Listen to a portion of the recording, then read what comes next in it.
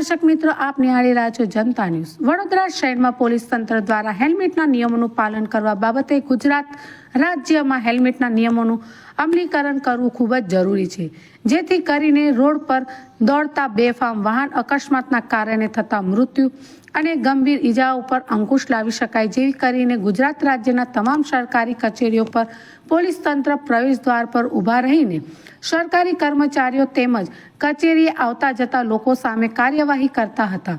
Police તંત્રએ શહેરના બેફામ દોડતા વાહનોની સામે કડક કાર્યવાહી કરવી જોઈએ અને શહેરમાં વાહનોની સ્પીડ લિમિટ કરવી જોઈએ, જેથી કરીને અકસ્માત થતા અટકે। શું પાલિકા તંત્ર આ નિયમોનું કાયમી કરશે કે પછી માત્ર 4 दिन की चांदनी बाकी अंधेरी रात? कैमरामैन भरतभाई, जनता न्यूज़, वडोदरा।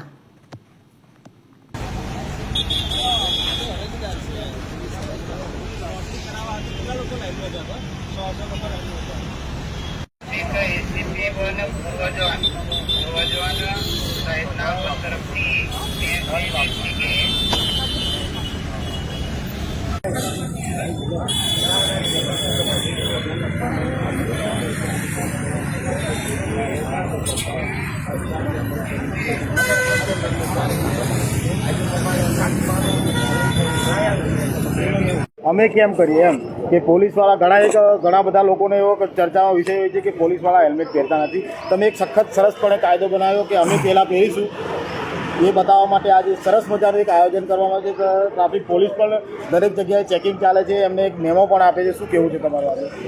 ગઈકાલે ડીજીપી સરનો એક પત્ર આવ્યો, એની અંદર ઉલ્લેખ હતો કે શરૂઆતમાં આપણે જે સરકારી અધિકારી કર્મચારીઓ છે જે પોતપોતાની કચેરીમાં જાય અને એમનું પણ હેલ્મેટ પહેરવું કમ્પલસરી કરો, એ અનુસંધાને પોલીસ ભવન, નર્મદા ભવન, કુબેર ભવન તેમજ કલેક્ટર કચેરીએ મારો અલગ અલગ સ્ટાફ રાખી અને હેલ્મેટ પહેરવાની કામગીરી કરાવીએ છીએ।